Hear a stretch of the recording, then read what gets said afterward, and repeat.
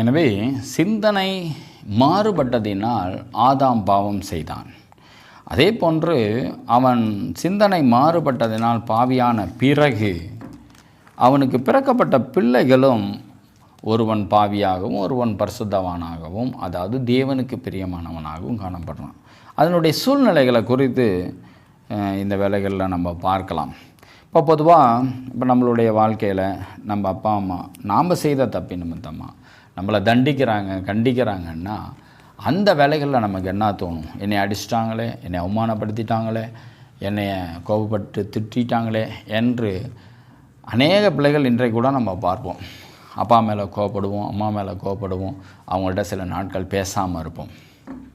அப்போ ஏன்னா என்னை அடிச்சிட்டாங்க, என்னை திட்டாங்க, என் இஷ்டத்துக்கு நடக்க விட மாட்டேங்கிறாங்க என்ற ஒரு மனநிலைகள், அப்போ வெறுப்புணர்வுகள் இருக்கும். அதுபோல தான் தேவன் ஆதாம் ஏவாளை சபித்த அந்த வேலைகளிலே தேவனுக்கும் இவர்களுக்கும் ஒரு விதமான வெறுப்புணர்வுகள் இருந்தது. அதாவது தேவன் மேலே ஆதாம் ஏவாள் வெறுப்புணர்வுகள் அடைந்தார்கள்.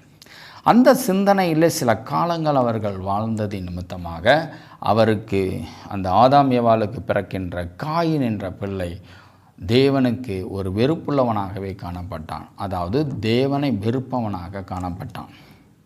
அப்போ நம்மளுடைய குணம் கடவுளுக்கு பிரியமாக இருந்தால் நம்மளுடைய சந்ததியும் கடவுளுக்கு பிரியமாக இருக்கும்.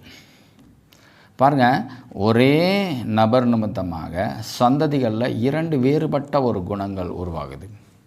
அதுக்கு காரணம் என்ன? முதலாவது அவனுடைய குணம் எப்பொழுதுமே ஒரு சரியான தேவ பக்தியில் இருந்த குணம், பரிசுத்தத்தில் இருந்த குணம். என்றைக்கு பாவம் செய்தானோ அப்பொழுது தேவனுக்கு விரோதமான காரியங்களை அவனுடைய எண்ணங்களில் உருவாக்கினான். அது நிமித்தமாக அவனுக்கு பிறக்கப்பட்ட பிள்ளையாகிய காயின் தேவனை வெறுக்கிறவனாகவும் தேவன் அவனை வெறுக்கும்படியாகவும் அவன் நடந்து கொண்டான். அது நிமித்தமாக காயின் சபிக்கப்பட்டான் என்பதை நம்ம பார்க்கிறோம்.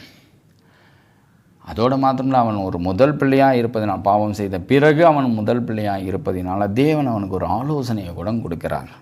பாருங்களேன்,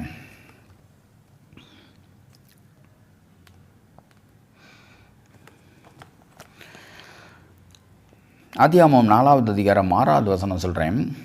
அப்பொழுது கர்த்தர் காயினை நோக்கி, உனக்கு ஏன் எரிச்சல் உண்டாயிற்று? உன் முகநாடி ஏன் வேறுபட்டது? நீ நன்மை செய்தால் மேன்மை இல்லையோ? நீ நன்மை செய்யாதிருந்தால் பாவம் வாசற்படியில் படுத்திருக்கும். அவன் ஆசை உன்னை பற்றியிருக்கும், நீ அவனை ஆண்டு கொள்ளுவாய் என்று சொல்கிறார்.